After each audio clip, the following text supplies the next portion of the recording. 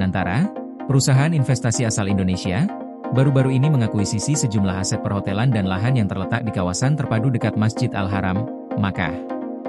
Wakil Menteri Haji dan Umrah, Dhanil Anzar Simanjuntak, menjelaskan bahwa langkah strategis ini bertujuan untuk menekan biaya jemaah haji Indonesia pada periode-periode haji yang akan datang. Dengan adanya kepemilikan aset tersebut, biaya-biaya terkait akomodasi hotel yang selama ini dibayar ke pihak luar bisa berkurang. Dhanil menambahkan, tentu, karena milik kita sendiri. Secara aktual akan menekan biaya haji, ujarnya pada Jumat, 19 Desember 2025. Ia mengungkapkan bahwa kebijakan ini akan mengurangi arus keluar kas dari Indonesia, karena biaya akomodasi yang biasanya masuk ke hotel-hotel luar negeri akan beralih ke ekosistem ekonomi Indonesia. Hal ini dinilai sangat menguntungkan dalam memperkuat perekonomian domestik, dengan pengeluaran yang sebelumnya keluar dari negara kini akan kembali ke dalam negeri. Namun, Dhanil belum bisa memberikan estimasi pasti terkait pengurangan biaya haji yang akan terjadi setelah pengelolaan hotel dan lahan tersebut mulai diterapkan. Ia memperkirakan, pengurangan biaya haji yang signifikan baru akan terlihat pada periode 2027, ketika hotel dan lahan yang diakuisisi sudah sepenuhnya berfungsi. Saya belum bisa kasih estimasinya. Kemungkinan besar begitu, dipakai di 2027, jelas Dhanil.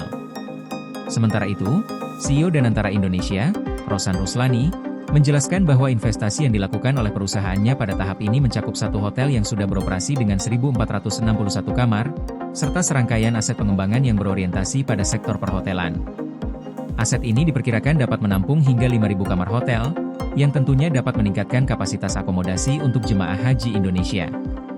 Sebagai bagian dari perjanjian yang telah disepakati, Danantara Investment Management dan Taher Development Company mengakuisisi Novotel Makkah Taher City, sebuah hotel dengan kapasitas 1.461 kamar, serta 14 bidang tanah seluas total 4,4 hektare yang akan digunakan untuk pengembangan lebih lanjut.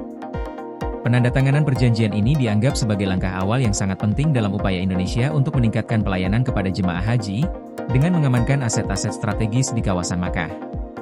Rosan Ruslani menambahkan bahwa meskipun kepemilikan aset ini sudah diformalkan melalui perjanjian, pengembangan lebih lanjut akan dilakukan secara bertahap.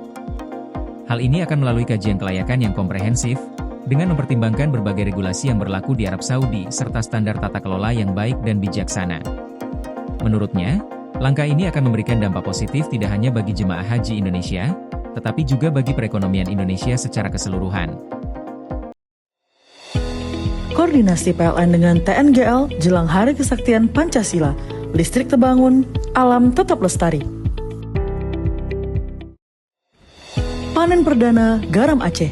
PLN hadirkan energi untuk UMKM di momen menyambut Hari Kesaktian Pancasila.